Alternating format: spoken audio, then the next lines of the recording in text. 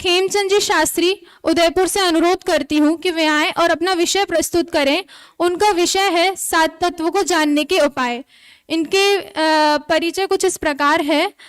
ये उदयपुर निवासी हैं। इन्होंने पंडित टोडरमल स्मारक ट्रस्ट से शास्त्री किया है सन 1995 में। शास्त्री के बाद इन्होंने जैन दर्शनाचार्य किया। वर्तमान काल में राजकीय वरिष्ठ उपाध्याय संस्कृत विद्यालय प्रतापनगर में आप प्रिंसिपल के पद पर उपस्थित हैं। फिर उसके बाद 2005 से ही आप यहाँ के जो उदयपुर में स्वाध्याय चला रहे हैं नियमित रूप से। इस प्रकार 18 वर्ष से आप धर्म प्रभावना कर रहे हैं। और एक विशेषता है इनके बारे में कि जो दादा के द्वारा बालबोध भाग 1, 2, 3 और वीतराग विज्ञान भाग 1, 2, 3 लिखा गया है, उस पर आपने प्रश्नोत्तरी का संपादन किया है। इस प्रकार इनकी विशेषता है। मैं अनुरोध करती हूँ पंडित खेमचंद जी शास्त्री से कि वे आए और अपना विषय प्रस्तुत करें।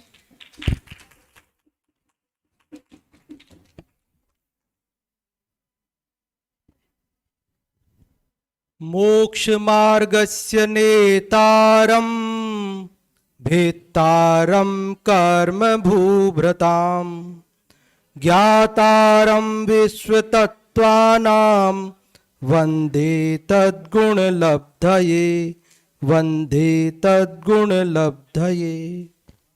मंचासीन सम्मानित विद्वद्गण, श्रेष्ठीगण एवं सभी पधारे हुए साधर्मी भाइयों बहनों एवं प्यारी शाश्वत बालिकाओं, आज की गोष्ठी में जो मेरा विषय है सप्त तत्व को जानने के उपाय, मैं समझता हूं कि सबसे बढ़िया विषय मुझे मिला है, क्योंकि 7 तत्वों को जानना ये प्रयोजनभूत, सर्वथा प्रयोजनभूत है। अपने आत्म कल्याण के लिए 7 तत्व की श्रद्धा बिना उनको जाने तो हो नहीं सकती है। इसलिए मैं समझता हूं कि मुझे बहुत अच्छा विषय मिल गया है। मैं आपको ये बताना चाहता हूं कि इसका उपाय क्या है। इस संदर्भ में आचार्य उमा स्वामी देव ने तत्वार्थ सूत्र के पहले अध्याय में 5वां, 6वां, 7वां और 8वां केवल 4 सूत्रों में उसका पूरा प्रतिपादन कर दिया है। कई लोग 3 सूत्र कहते हैं, वो कहते हैं 6वां, 7वां, 8वां, पर मैं आपको जोर देकर यह कहना चाहता हूं कि 5वां सूत्र भी 7 तत्व के जानने में बहुत सहायक है। नाम स्थापना द्रव्य भाव तस्तन्यासः। क्योंकि जब तक हम नाम स्थापना द्रव्य और भाव ये निक्षेप को नहीं समझेंगे, तब तक सप्त तत्व को जानने की जो हमारी जिज्ञासा है, हम जो चाहते हैं कि उसे जान लें, उसमें कहीं ना कहीं दिक्कत आएगी, हम समझ नहीं पाएंगे। और सबसे ज्यादा महत्वपूर्ण अगर चारों में कोई सूत्र है तो वो प्रमाण नयैर अधिगमः। अगर 4 नहीं कहो, केवल एक ही सूत्र कहना हो तो ये एक सूत्र पर्याप्त है, प्रमाण नयैर अधिगमः। कि प्रमाण और नयों के द्वारा अधिगम अर्थात जानना 7 तत्व का होता है। किसी भी वस्तु को जानने के लिए प्रमाण और नय की आवश्यकता है। उसके बाद 2 सूत्र और आते हैं, एक निर्देश स्वामित्व साधनाधिकरण स्थिति विधानतः, और एक अलग पद्धति चलती है। उसके लिए अगला सूत्र है सत संख्या क्षेत्र स्पर्शन कालांतर भावाल्प बहुत्वश्च। इसका डिटेल तो आप सबने पढ़ा होगा। यहाँ जितने बैठे स्वाध्यायी लोग ही बैठे हैं, मुझे मालूम है रुचिवान जीव बैठे हैं। बाकी वर्किंग डे में, दिन के समय में आप सब सुनने के लिए तैयार बैठे हैं। ये निश्चित रूप से भावी सिद्ध और होनहार स्वाध्याय की गहरी रुचि वाले जीव ही हो सकते हैं। बाकी अन्य कोई ऐसे समय में समय निकाल लेवे, ये बड़ा मुश्किल है। इसलिए मैं उसके बारे में शब्द सा ज्यादा खुलासा नहीं करता हूं, क्योंकि समय तो 3:30 बजे तक का था गोष्ठी का, और अभी मेरे बाद में भी 5 जनों को और बोलना है ना। तो इसलिए अभी समय तो ओवर ही जा रहा है, 10 मिनट और 30-40 हो चुके हैं।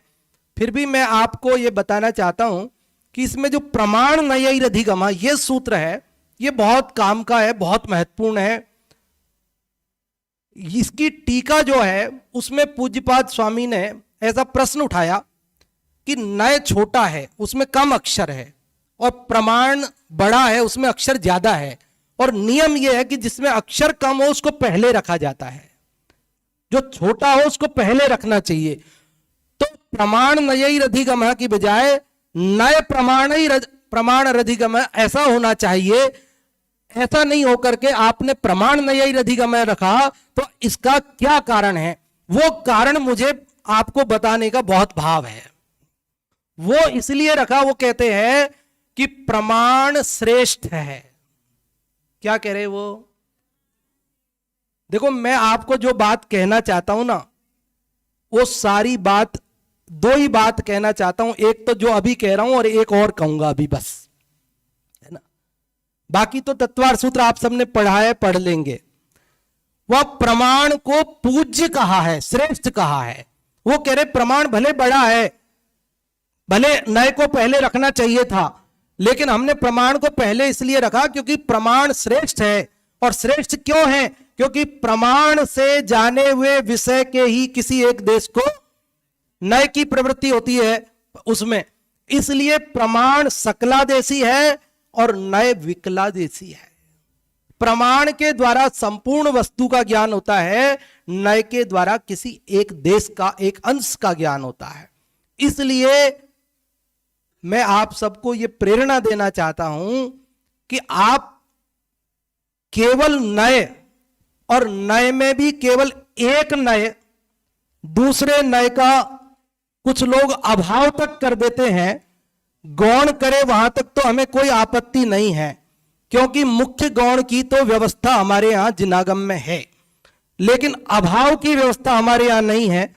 यदि हम सप्त तत्व को जानना चाहते हैं, आत्मा का स्वरूप ठीक तरह से जानना चाहते हैं, सम्यक दर्शन चाहते हैं, तो हमें प्रमाण को पूज्य कहा है, श्रेष्ठ कहा है, इस बात पर थोड़ा सा विचार करना होगा कि क्यों कहा आखिरकार।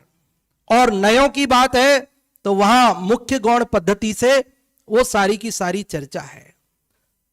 मैं आपसे इस 10 मिनट में क्या क्या बातें बताऊंगा और क्या क्या नहीं बताऊंगा, सारी बातें बताना संभव नहीं है। इसलिए मैं आचार्य उमा स्वामी के गुरुजी के पास जाकर के एक बात लेके आया हूं, वो आपको बता देना चाहता हूं। उसमें आपको सब बता दूंगा मैं आपको। उमा स्वामी के गुरु कौन थे? कुंद आचार्य। कौन थे? मेरा मन तो था कुछ और आचार्यों के पास भी जाने का, लेकिन समय नहीं है ना अभी, इसलिए मैं कुंदाचार्य उनको कोट के बिना नहीं मानता हूं। प्रवचन सार में वे 7 तत्व को जानने का उपाय बताते हैं, आत्मा को जानने का उपाय बताते हैं। आप सबको वो गाथा मालूम है, 86 नंबर की गाथा, 86 नंबर की गाथा। क्या है वो? जिन सत्था दो अट्ठे पच्चखादी बुज्जदे नियमा खवि यदि मोहो वचो तम्हा सत्थम समधि दव्वम। कुछ लोगों को तो अर्थ समझ में आ गया होगा, कुछ को नहीं भी आया होगा, तो मैं इसका हिंदी पद्यानुवाद भी सुनाता हूं। तत्वार्थ को जो जानते प्रत्यक्ष या जिन शास्त्र से दृग मोह क्षय हो, इसलिए स्वाध्याय करना चाहिए।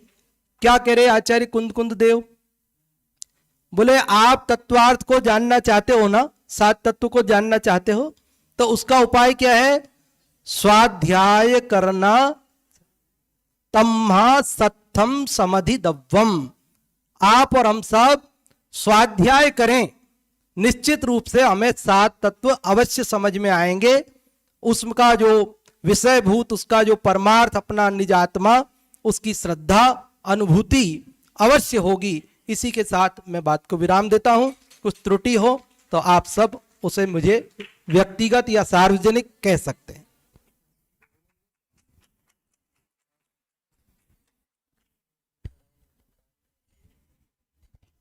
बहुत बहुत धन्यवाद आदरणीय पंडित जी खेमचंद जी शास्त्री को। आपने अपना विषय सात तत्वों को जानने के उपाय बहुत ही सुंदर प्रस्तुति की। उसमें हमने जाना कि सात तत्वों को जानना ही हमारा एकमात्र प्रयोजन है। उसका उपाय आपने बताया कि स्वाध्याय करना ही उसका